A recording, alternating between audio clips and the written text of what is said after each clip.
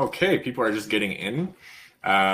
So I think while we let everyone get started and start getting into the workshop, I'm gonna set out a little poll for everyone just to see where everyone is at. So let's publish this here. Lisa, you could hear me? Yep, sure can. Awesome. It's going to be hard for me not to look at the monitor to like be talking to you when I'm supposed to be looking at the camera. So that's going to be challenging. All right, so welcome everyone.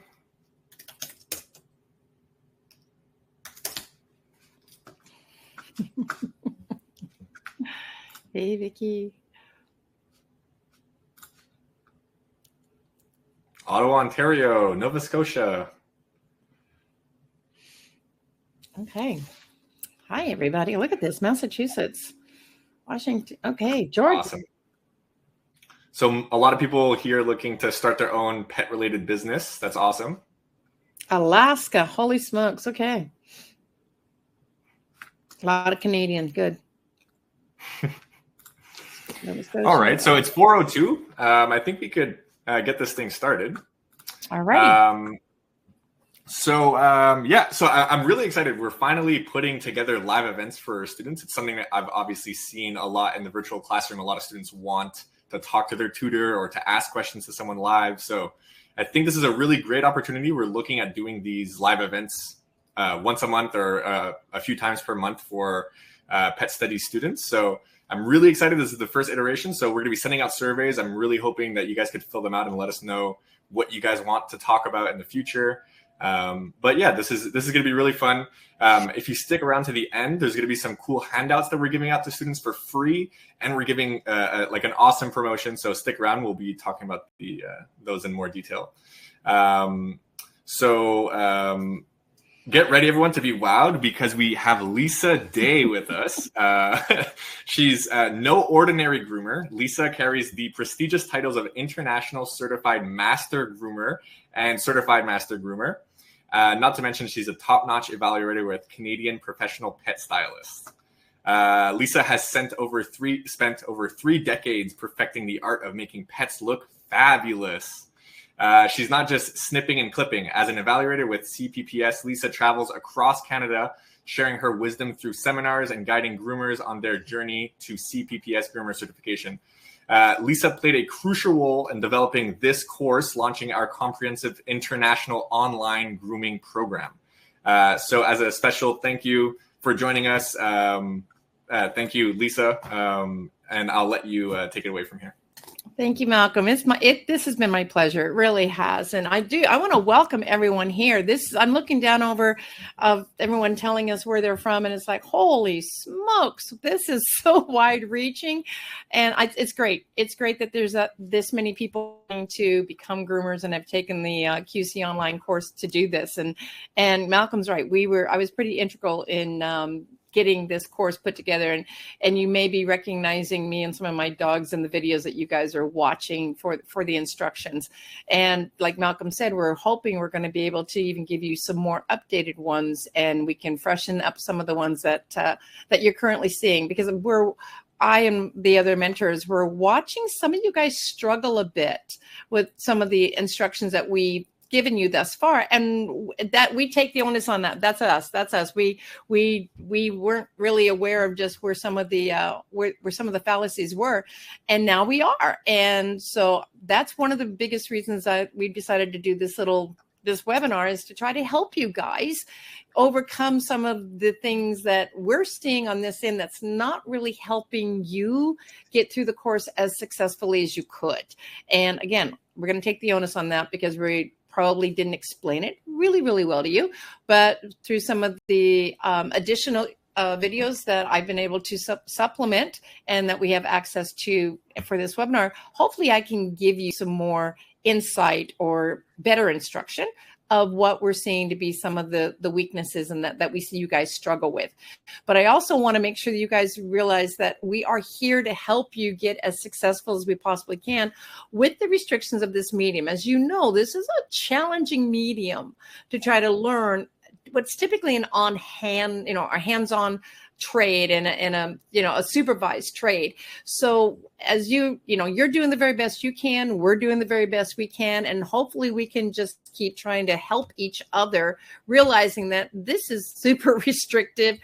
It's challenging, it's frustrating, but I think we can probably still get to the common goal of, get you guys on the other end of this to where you're at least more comfortable with what you're doing, and you've got a better understanding of how to do what you're striving to do as far as becoming the groomer you want to be.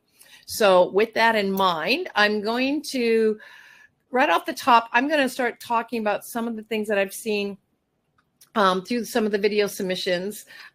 First and foremost, I think I want to look at some of the things the weaknesses that I've been seeing repeatedly, and that is when you guys do your practicals. First and foremost, I want to tell you, now that I've done the camera work myself, I can really appreciate some of the challenges that you guys are faced with. Particularly, I get comments from students saying, "Well, I don't have anybody to film me, and I can't get this done because I don't have the right camera, I don't have the right film, or whatever." Well, I'm here to tell you, Malcolm is instrumental in this for me. If you have an iPhone or you have a smartphone and you have a tripod, that's it, people. You're good. You're good. Because that's all that I was doing these small videos with. So it can be done. It just takes a little bit of futzing around with it. But for the most part, you guys have been really producing some good videos. There's been some issues with, blocking some of the view that I need to see. But more importantly, what I'm seeing on pad cleaning in and of itself. And I do see that as being sort of intimidating. I see a lot of hesitation and a lot of lack of confidence, which is fair. It's totally fair. There would be lack of confidence, but I don't want you guys to be so intimidated that you're actually not getting the work done. And you're just sort of wasting your energies, or what the phrase I would use is just, you're sort of pushing water up a hill. You're not really getting anywhere here. So, I did a couple of videos where I was showing on one of my clients how I clean the pads off of out of this dog's feet. And what we're looking for as the mentors, we want you guys to really clean those pads out. And I'm seeing a lot of surface cleaning, which is in and of itself is not bad, but that's not the goal. The goal is to get the hair out from the crevices of the pad, right? That V area. So that's that area between the large pads and the small toe pads. And you really got to be rather assertive with the clippers to get that done. So a lot of you are really comfortable with going and clearing the surface of the pads. But when it comes time to actually insert the clipper into that V area, there's a lot of like, I got a little too close. I'm going too deep. Pull it back. It's like that. And that's just the opposite. I want you to actually insert the clipper in there. So, Malcolm, go ahead and throw up one of the, let's throw up one of the back pads if we can. Do we have a back pad there? I think this is a front pad. Yeah. Okay, we do the front. Okay, we'll start with this one here. Okay. So for those that are,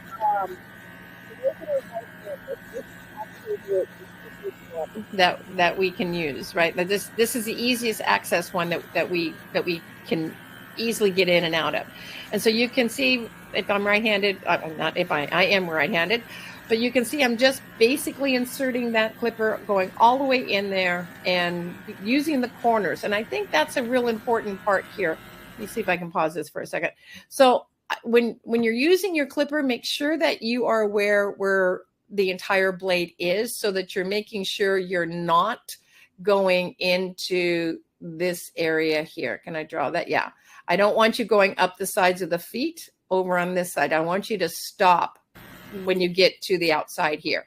So if you stay inside this V area right through here, right through there, then we're going to be fine. If you go up the side of the foot, particularly if you're trying to do hairy feet or full round feet, you're taking hair off the side of the foot that you're going to need to scissor. So don't do that.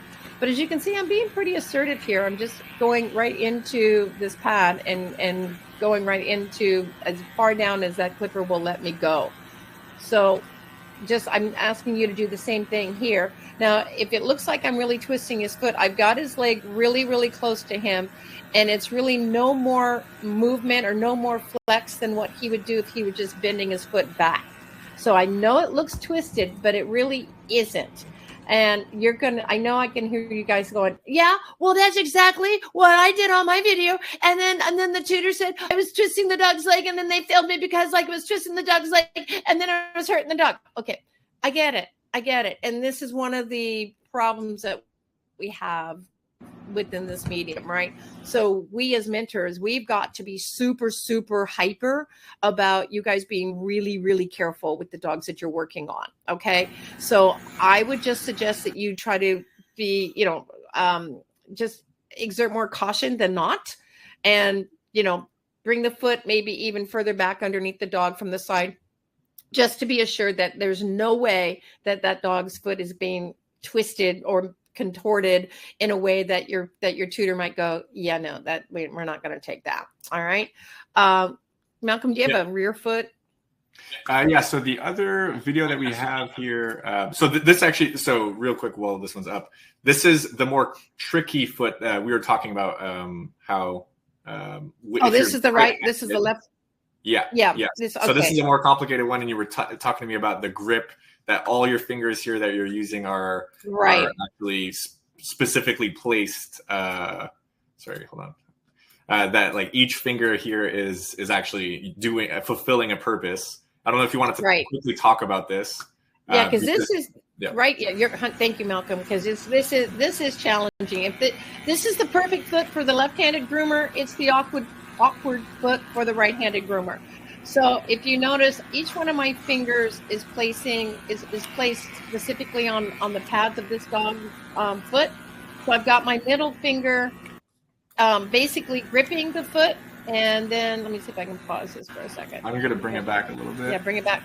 I've got my middle finger basically holding the foot. The foot's being held by my middle finger and my pinky, actually. My index is spreading apart the small pads, and then my ring finger is actually spreading apart the big pad. So I have two fingers supporting the foot, which is my middle, this finger and this finger, and this one is pulling the small toe pads, and this one's pulling the large toe pad or the large pad.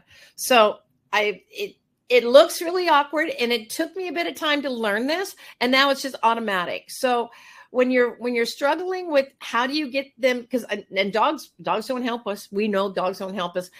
As soon as we pick up their foot, they go into this claw thing and they close down like this. And it's like, okay, not even with the vice grip are you going to get that open, right? So this is a way that I've learned that it allows me to spread the toes or the pads apart so I can get access into that crevice. So it will just take a little bit of practice. Feel free to go back and watch this video repeatedly and do the finger placements until you get an idea of like, oh, I see what she's doing. It looks really awkward, but it goes really quickly. And the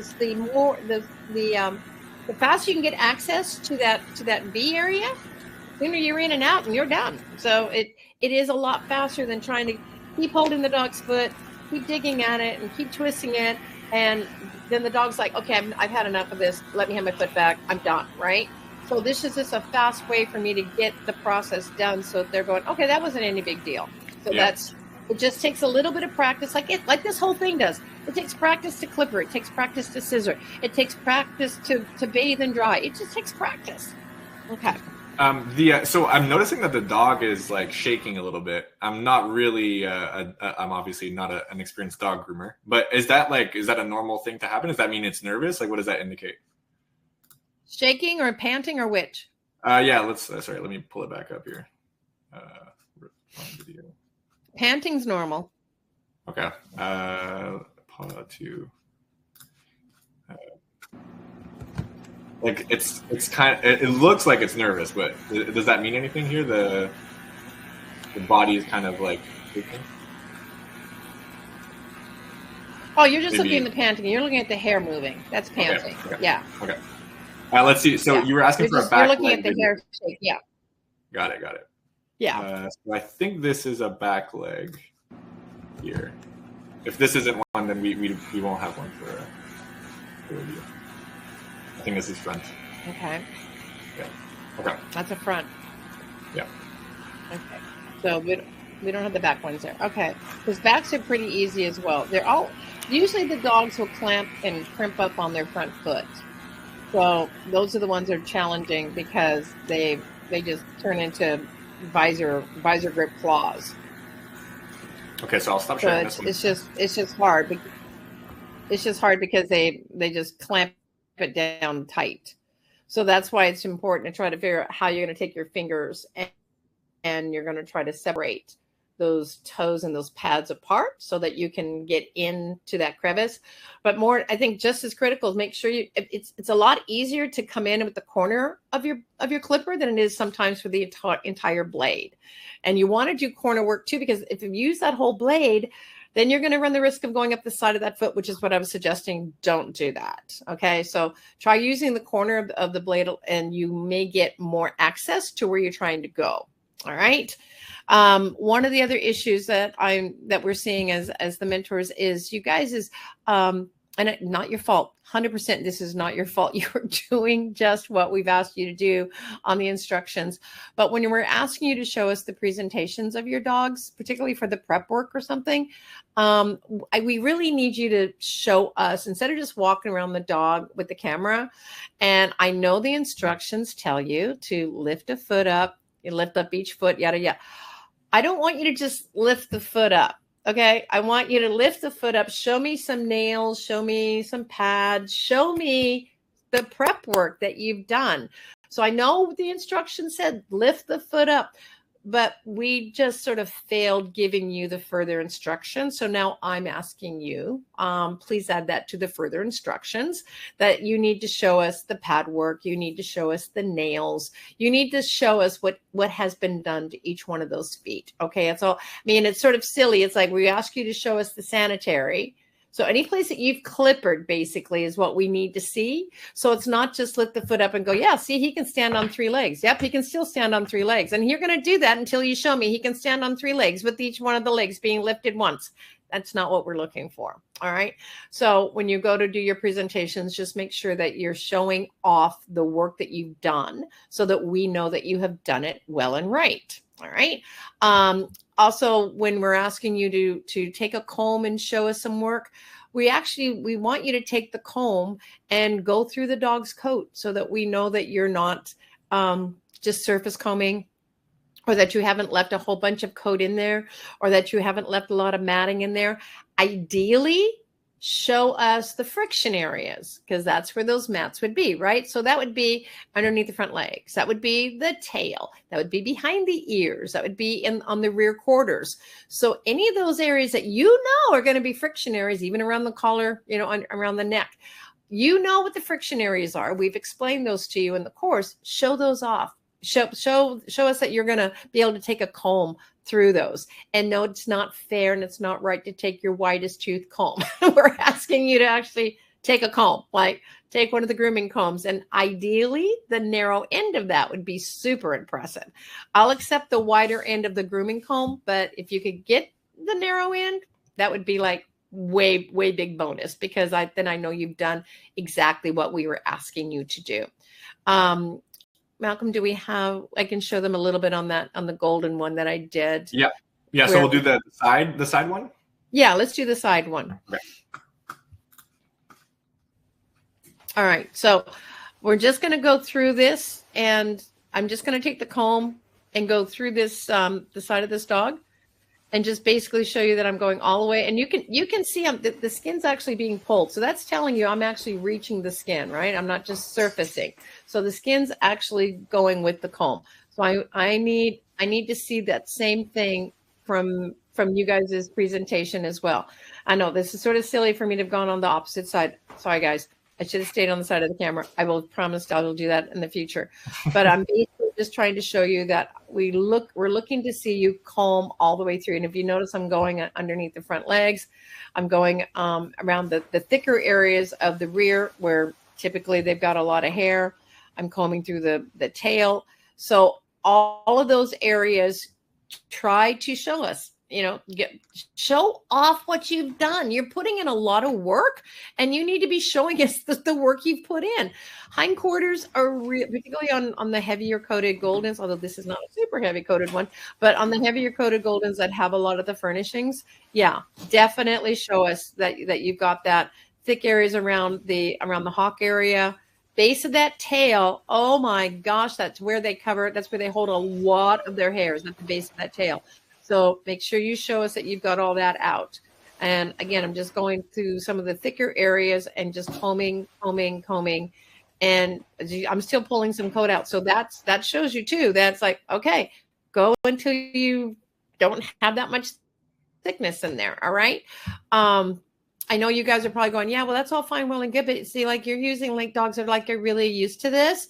And the dogs that we have access to, they're maybe not like really used to this. So how are you supposed to address that? You can either ask someone to help you with it, or you can do it in stages. I mean, you can, you can splice stuff together. You could do your comb through, let the dog sit for a second, come back with the camera, do your comb through. So you could splice that together, and so that you show the whole thing and still not ask the dog to hold for that entire time. But even holding for that entire time, we're only looking at, guys, it's less than a minute, really, or even a minute. Most dogs can stand for a minute. Most can. And you're going to say, yeah, but unless they've been really, really tired, then give them a break, let them be, refreshed, and then do your filming. Okay. But it's dogs. If you're working on dogs that cannot stand for 60 seconds, maybe that's not the best candidate to use for that particular assignment. That's another alternative, right? So maybe use a dog that has a little bit more stamina or a little bit more mobility to be able to sustain a 1 minute video of being stood while you work, while you show your work. But I do know, I realize that there's a lot of dogs that you guys are working with that are not super receptive to the grooming process. And again, that's just going to come under practice for both of you and them. It's just, would we all love to have the ideal dogs? Yeah, we would. Do we all get them? No, we don't. Does that mean we don't do them? No, someone's got to do them. And if not you to teach the dog, then who? That's always sort of been my philosophy. I could always send a dog to somebody else, but then I'd always feel like, well, are they going to teach the dog the way it should be taught? Or are they just going to get really angry and frustrated and then make the dog, put the dog in a worse situation? I'm more, maybe this is a control freak of me, but I'm more like, I can do it better than I think the next groomer can do it. I can be more of the champion for the dog, I believe, than I think the next groomer may be able to or not be able to. So I'm more prone to go, let me be the one to show them versus passing them on and seeing if someone else is, going to maybe not do it as well, or they might do it even better. But I'm just, again, I'm one of those, I know I can probably get the dog to accept the process better. If you're not there yet, then, maybe that's part of the learning process that you might want to take a little bit more time. Maybe that would be your challenge there to go, what can I do to make this dog's process go easier? And maybe that would be your learning lesson for that portion or for that assignment or for that section. Because at some point in time, we all sort of have to get to that point to where, we can be teachers for the dogs. But saying this, I'm also going to be very quick to tell you too, if you have a dog that's super, super resistant and they're being super aggressive or super retaliatory, nope, that one goes. Never put yourself in danger. Okay.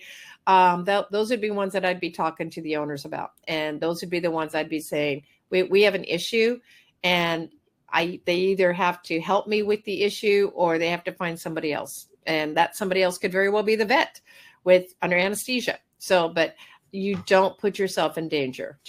So if a client came with a dog, you would kind of evaluate it on site and say 100%. You're not comfortable. 100%. But then also, I'm also very quick to say, don't judge the dog by how they're behaving with the owner there either. Right. Don't, because that's not the dog. You're not getting a true read. You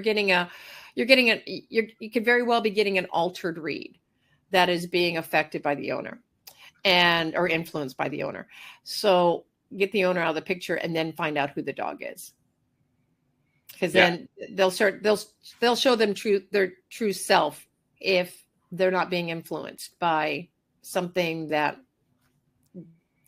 in a negative way. And owners inadvertently may, some do, some don't, but inadvertently they may be influencing the behavior that nobody wants to see, and they're not aware that they're doing it.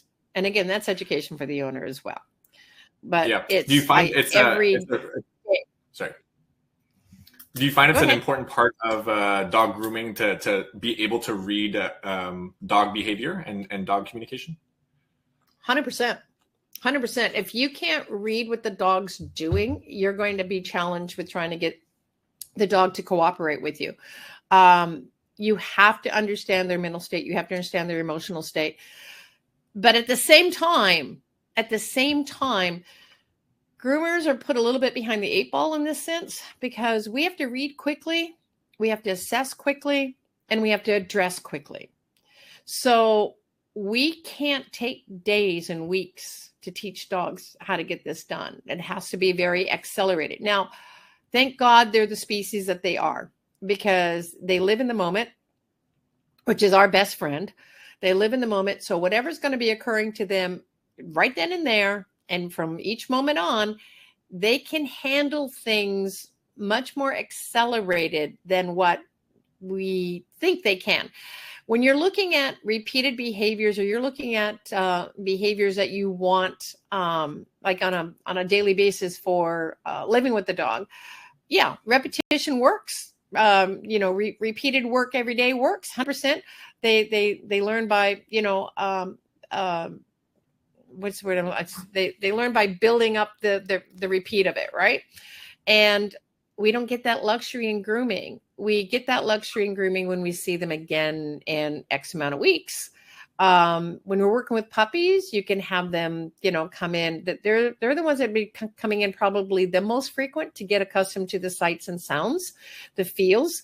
But I still have to rely on the owners to go back and teach their puppy. I can't teach the puppy because that needs to be something done every day. But I can teach their puppy.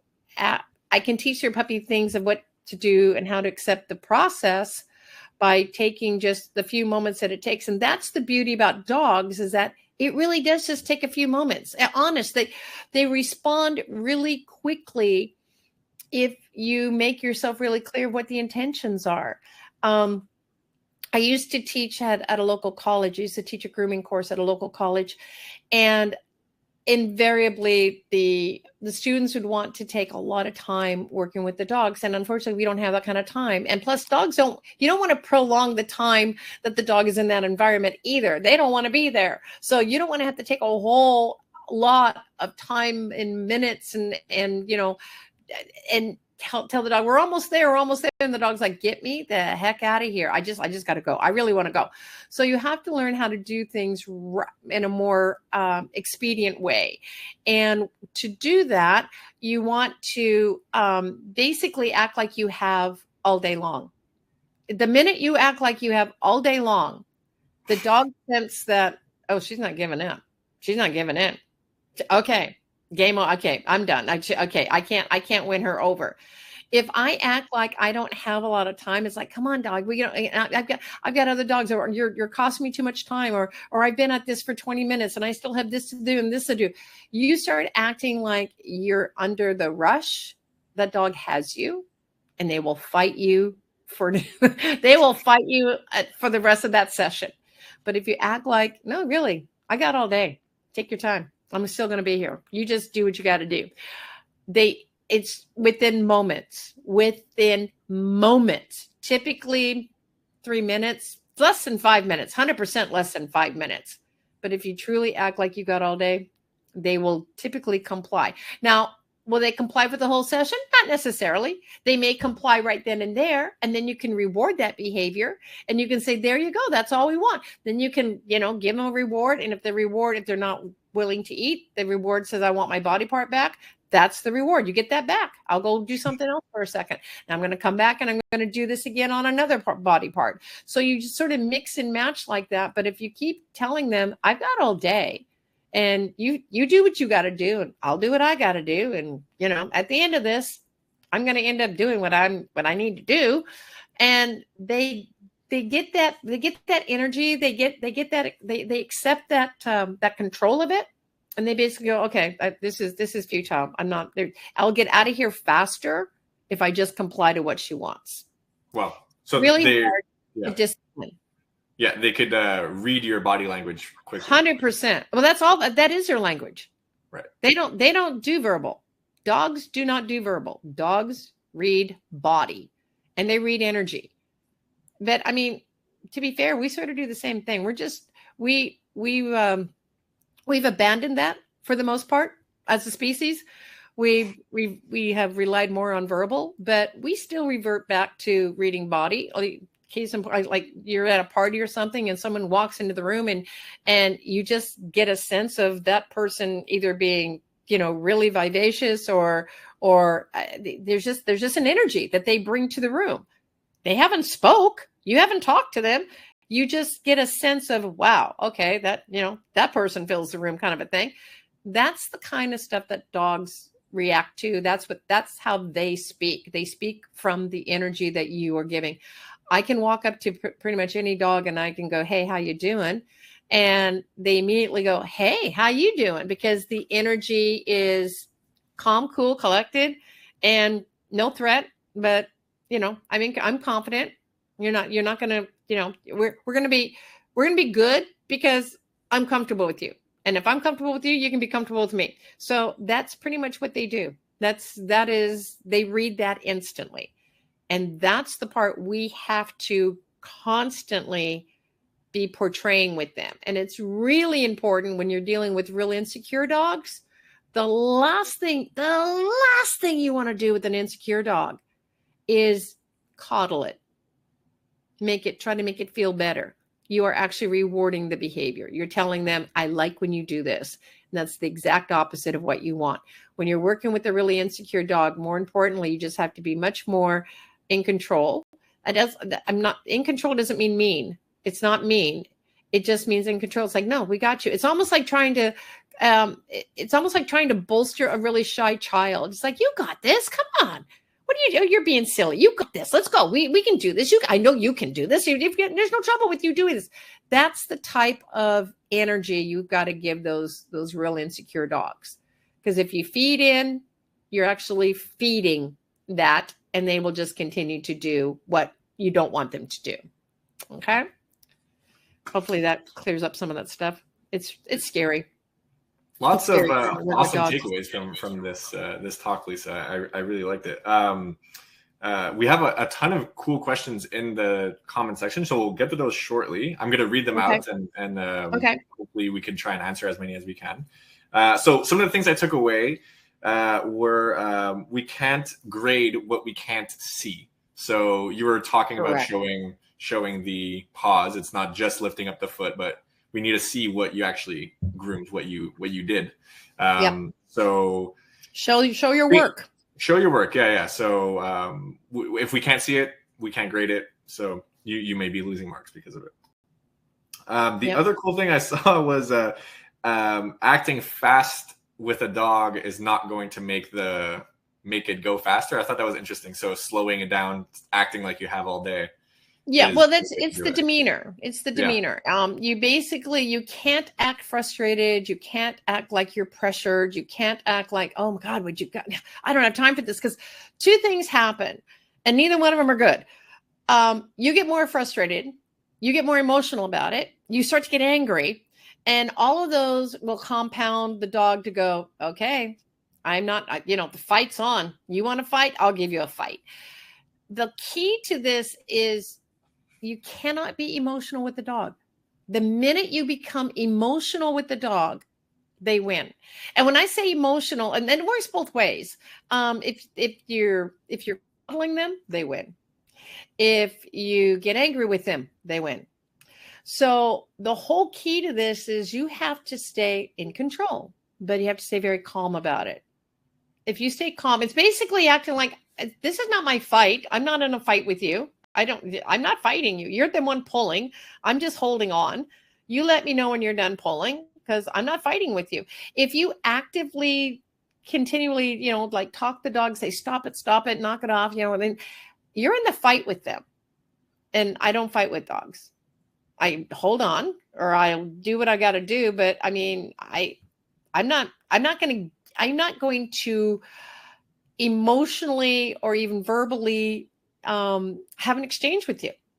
I'm just going to physically do what I got to do. Keep in mind, that is their language. It's physical. So if I physically keep holding on and I say nothing, but I physically keep holding on and I'm not emotional about it, who's the dog fighting with? He's got no one to fight with. So he's going to give up the fight.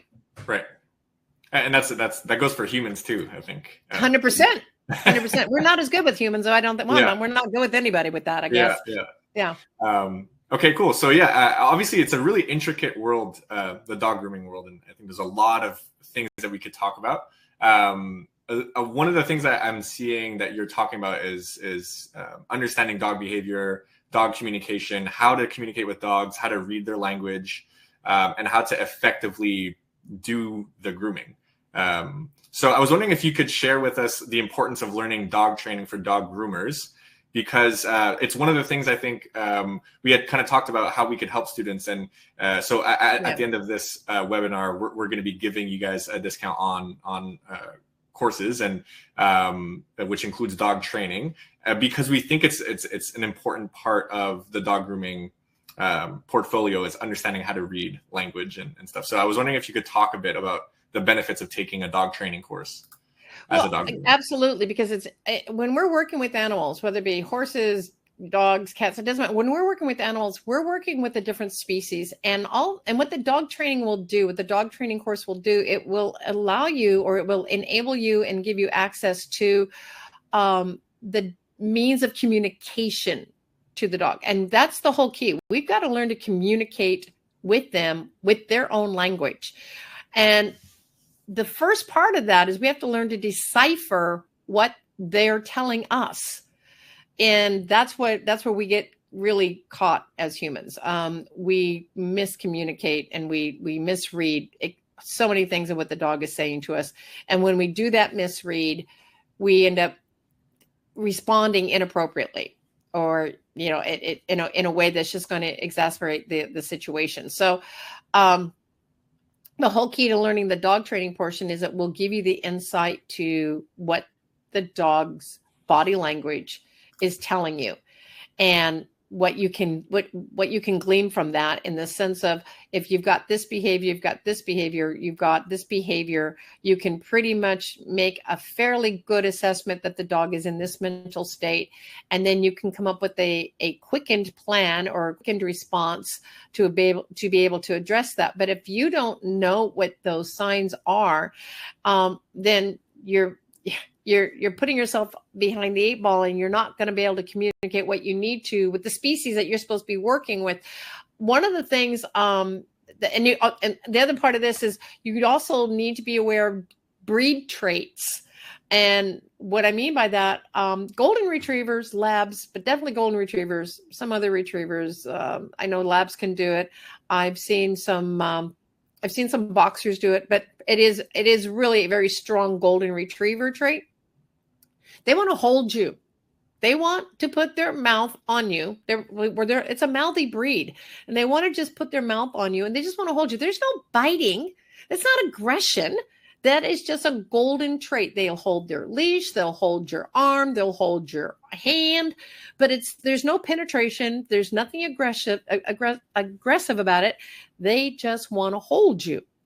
And if you don't know that about the breed, and they go to grab your arm, it could be easily misunderstood that, oh my gosh, this dog's trying to bite me. And it couldn't be further from the truth.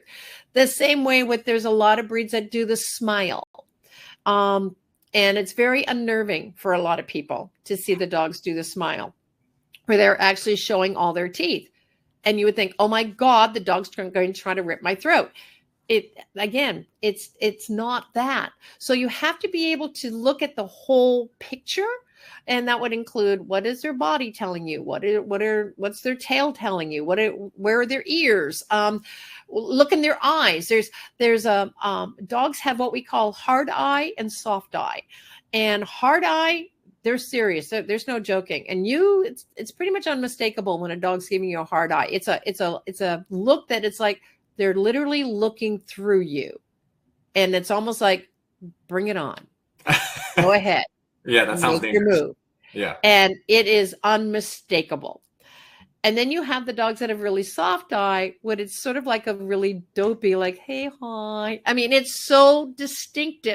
That's the first thing I look at is when I'm assessing a dog. I look at the eyes. And if I got soft eyes, but then I see them a little tense, I go, yeah, but you got soft eyes. You might be trying to act big and bad, or maybe unsure, but your emotional state's basically saying, please don't hurt me. I'm really okay. I love you. That's what you're getting. Okay. But if you have a dog with a hard eye, yeah, that's when you're going to address with a lot of caution.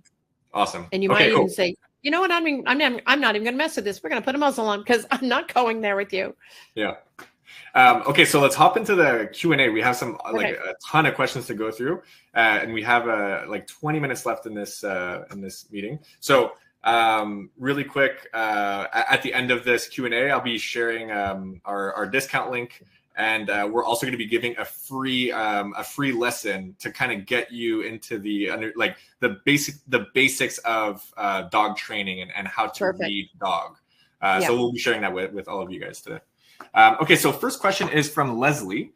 And the question is, any tricks on blending, especially on curly coats such as poodle or doodle? Okay. First and foremost, blending on curly coat, the biggest key to that is get the coat straight. Number one, if you're trying to blend while that coat still has wave or curl in it, that's going to be a challenge, and you don't want to go there. So I'm assuming the coat is super, super straight. And if it is super, super straight, I find that my chunkers are my best friends on those. I find if I'm doing blending, I'll do my chunkers to take off my high spots and soften my lines and give me a nice blend on that. If you're talking about transition work, I would use any of the three. I could use my chunkers, my blenders, or my thinners. I may need a little bit more information as far as what exactly they're trying to blend. Like if they're talking about the back of the neck and the top knot or something like that, or they're trying like on a bichon or something, or they said doodle. So maybe the blending is around the cheeks while they're trying to do a teddy bear face or something. Yeah. The thing with blenders, don't be afraid, because they're like the most forgiving tool we have. And you can get sort of like wild and crazy with them and still not take a whole lot of hair out. The other key to that is a lot of comb up. Not or comb up or comb out. If you keep combing down, you're not going to get your blend as well as you need it, because the minute that dog shakes its face or moves around, all these things are going to be sticking out, and you want to be sure you have that all blended and softened in. Okay, hopefully that answered that. Yeah, awesome. Thanks. Okay, so I'm seeing some questions that may be a bit more account specific, and we'll do our best to answer them on the side. But there are some that we could still sort of address. So one from Leslie here. How do we know the dog's coat is even? That's question one. But a quick follow-up is, if we struggle to find a certain dog breed for a module, can we, actually, this will answer it to the side. So we'll start with, how do we know the dog coat is even? How do we know when we've made it even? Is that sort of the question that's being asked? How do we know if we've made the coat even? I do a lot of back combing, or I do a lot of fluff up. If I'm just doing clipper work, or if I'm doing scissor work, I'm doing a lot of fluffing up with my comb, shaking the leg out, shaking the body. You're saying, well, how do you shake the body? It's a couple of tricks you can get to get the dog to shake their body. If you take their loose skin on their body and you just sort of flip it back and forth, you're actually shaking their body. You're actually sort of simulating they're doing a body shake. So you could do that on the front legs, and you just shake the legs out. If you're doing, that's for scissor work. If you're doing clipper work, I'll do back brushing on it to make sure I've got everything really smooth and even. And I'll just keep going over until I've got it all smooth and even. If you're trying to check for smooth and even, that's where you can back brush to find out, or you can just take your comb and back comb and find out, or fluff it back out to see if anything's sticking out that shouldn't be there. Okay, I have a question from Carly. So we're going to answer it, but it can get very account specific. So we'll generally try to answer this one, but I will ask Carly. It's always better if we could see a photo of it. So I'll just go ahead and ask you the question, and we'll go from there. Okay. So I'm having a hard time finding purebreds in my area. Can I use a mix as long as it's more one than the other for my practicals? Okay. You can use a mixed breed as long as whatever you're going to be using it for the purebred profiles, that you can actually make it look like one of those. Like if you're using I'm thinking if you're a lot of the doodles, you could actually make it into a Bichon if it's got enough curly coat. The Bichon doesn't have to be a white dog. It just needs to have the coat that will lend itself to being put into a Bichon trim. Same thing with some of the terrier mixes. If you've got a terrier that has enough full face that you can make it look like a Westie, then do that. If you've got a mixed breed that could lend itself to look like a Schnauzer, then do that. But whatever you're using, make sure that it can come across as being portrayed as that breed. We're more concerned, have you set the lines properly? Is everything where it should be? We're not going to be that concerned. It's like, oh my gosh, that's not really a Bichon because, the body's off, or, the head's not. We're more concerned, did you put the appropriate style on the dog in the manner in which it would be done had it been the purebred? So hopefully that makes sense. So no, we're not asking for purebred as long as whatever you choose can be made to look like that. Right. And again, I would say it's always helpful for us to actually see the dog. So if you, because it's account specific, Carly, I would say you could send us an email to the teaching assistant email, and we'd be able to take a better look. Okay, so next question is from Leslie. So the question is, what do you do? I think they meant, what do you do if the owner wants their dog clipped, but you tried to talk them out because the fur won't grow back the same, like a Pomeranian or a Golden? And double coats. A double coat. So this is like a client question, I guess. So how do you deal with talking to the client? And they elaborated saying, how do you convince the owner about breed standards and fur coat types? Okay, breed standards. I don't worry so much about the breed standard when I'm talking to owners about double coats, because in the multiple decades that I have been doing what I do, I can guarantee, I can with unequivocally tell you, God's honest truth, I have never shaved a double coat, and I will never shave a double coat. I educate the client. And that's all I do. I educate the client. If they flat say, I'm going to have this dog shaved, then they have to go someplace else, because I will not do it. But once I educate the client, and I've done this, here's how I educate. I explain to them what the whole purpose of the double coat is. I explain how how the principles work. That top coat has to be kept intact, because that's the thing that's protecting them. The part that's getting the dog hot, that they always say that they want the dog shaved for, is the undercoat. Let me remove the part that gets the dog hot. Let me remove the part that's causing the hot spots. Let me remove the part that is shedding. Let me remove the offending layer of hair. Let me do that, and then that will address all of their issues. So what I usually tell them is, can I do what I know to be proper first? Can I see if I can address your issues first? Let me do it my way. And if it doesn't address your issues, come back and I'll shave your dog. Did I mention I've never shaved a dog? Because okay, I think that they don't realize it. Yeah. You take all the undercoat out and they're like, oh my God, I had no idea. That's Right. uneducated. That's all it is. I hope that answers your question, Leslie. So next question. So from Amy Birch, can we one day learn a little about creative grooming? So Oh, maybe this could be a discussion in another talk. yeah. But Yeah. I have recently had clients ask about color or Dyes color and on stuff. tail, Yeah. ears, etc., and Yeah. also abstract design. So this could be an interesting subject for another event. Yeah. Did you want to say anything about creative grooming, Lisa? It's cool. It's very cool. It's really popular. For those that reside on the East Coast, or hell, for that matter, West Coast or East Coast of the states. West Coast, the Pet Expo USA on the West. And when is that done? I want to say it's in the summer, might be late summer. And then those on the East Coast, it's Barclay Expo being held in Pennsylvania. If you get an opportunity to go to those conventions, do so. You want to see creative grooming at its optimum, those are the places to go. And that's where you could I know you can take workshops there. So you might want to consider attending one of those grooming conventions and take a workshop, take a seminar, because they will walk you all the way through the entire process of the beginning of what to do for creative grooming. And these ladies are phenomenal.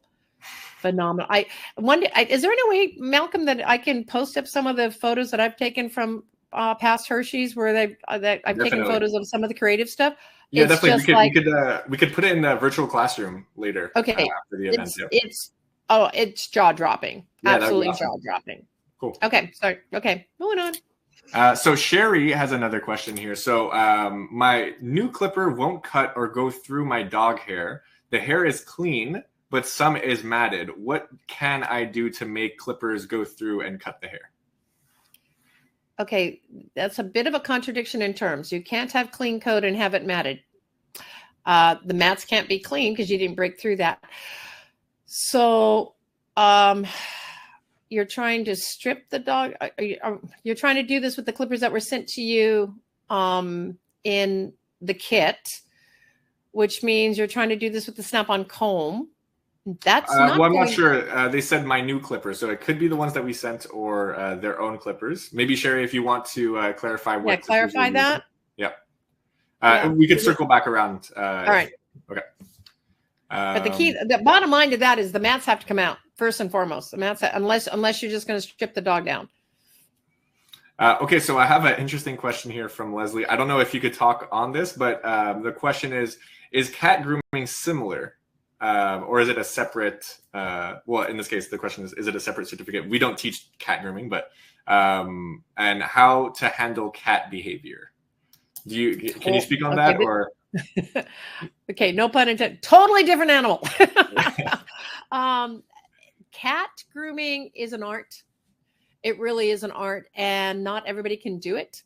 And there's a real temperament of person that needs to work with cats. Cats are just a completely different species. And the issue that I personally have with cats is they come with way too much arsenal. They have teeth and they have feet and they have razors everywhere you look. And they're extremely agile and they are faster than you've ever seen before. So yeah, a lot more dangerous to work with unless you know what you're doing. And a cat bite or a cat scratch can actually ruin your career. They can take you out permanently. So it's a high risk. It's a high risk unless and until you really get the training to work with them. I used to work with a girl who had gone through an actual certification process to become a certified master cat groomer. And she went and trained with this other groomer and like basically took tutelage under her for, I think, 3 weeks or 2 weeks or whatever, and learned how to properly handle the cats. And without that, it's risky. It's really risky. If you can, it's a niche market, and go because it's not really populated, and you would be really in high demand, and you could pretty much ask almost anything you wanted, I would think, financially, because you're rare. There's just not a lot of them. Interesting question. Okay, so we'll move on to the next one. I have a good one here from Amy. Can we also touch more on maintaining equipment? So drive shaft replacement and best products to sanitize shears. Do you have any like tips for that or tricks? Okay, sanitizing your scissors. I'm trying to understand why you would actually need to sanitize scissors. And the reason I'm asking that is because scissors actually should never be used on anything but a clean coat. Clippers. We said shears. I don't know if that's different, but okay, shears are scissors. Okay, clippers are clippers, blades are blades, but shears are scissors. That's how a shear is not a clipper. So if you're thinking about what to do for your blades should just, wash them in blade wash. That would be your best way to sanitize them. Just make sure that you're keeping them really well lubricated. If the other issue too, if you're using your clippers on really dirty dogs, and yeah, for sure, you're going to have to clean those clippers or clean those blades quite a bit, weekly, or, depending on what you've been using them on. I know if like you're cleaning, you're clipping the sanitary under tails and stuff. Yeah, there's a lot of times that you're getting a lot of residue from that area. So be sure you are cleaning your blades after you use them there, and after you've done pad work, because there's a lot of dirt and debris in that. But that should be done with your blade wash. Your blade wash will do all the sanitation that you need. So hopefully that answers that. It doesn't need to be any more than that. And as far as scissors, no oil scissors to keep them moving well, but you don't need to sanitize scissors. Okay, so we're nearing the end of the event. I'm going to go back to Sherry's question. So Sherry had just clarified that it was the clippers that were sent, and so the question was, so how do you convince the owner about breed standards? I believe was for the double coats. Yes. No, sorry, it wasn't that one. It was, my new clipper won't cut or go through my dog hair. Okay. And the hair is clean, but some of it is matted, and they're using the clippers that we sent. Okay. So chances are they're likely trying to use, again, I'm trying to think if they're trying to use it with a snap-on comb. And if that's the case, that will never work, because if you can't get a comb through and if it's got mats, you're not going to be able to get it through. If they're trying to do it without the snap-on comb, those wall clippers are running 9, 10, 15, 30, and 40. Any of those blade selections are going to be very short, very, very short.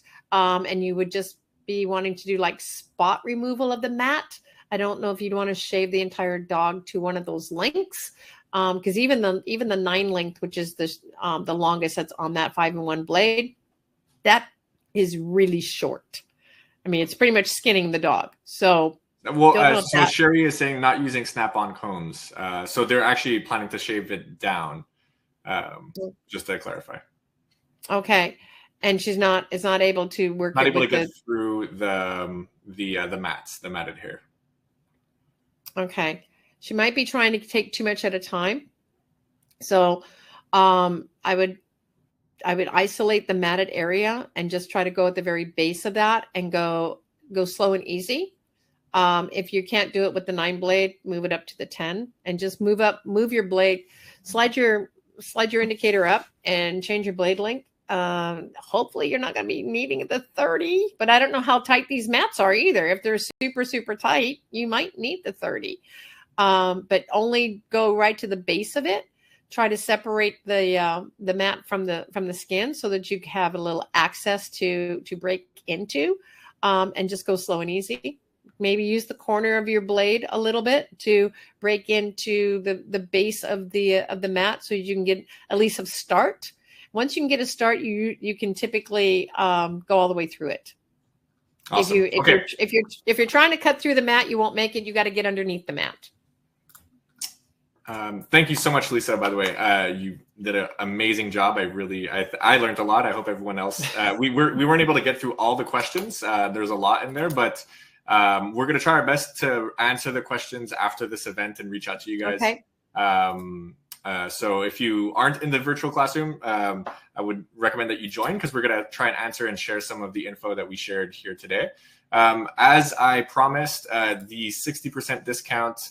You should be able to see it now, along with, hold on, whoops, let me start this one here. So this is the free lesson. So it's a quick lesson. It kind of gets you into the dog training, and you should be able to see all the content for free. And we'll also be sending you all the discount code for the 60% off of Pet Studies courses. So I hope everyone enjoyed the event. Thank you so much, Lisa. You did an amazing job once again. And I hope to see everyone here one more, next month, hopefully. That would be great. And just hold the questions, and hopefully we can get them answered somewhere. Just send them direct or whatever. We'll try to get them answered as best we can. Okay, awesome. I'm leaving a poll in here.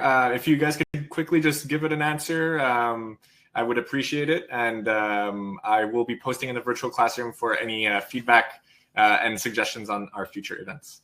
So thank you guys so much. Take care, everyone. Thanks, guys. Appreciate you coming. Thanks. Bye. Bye.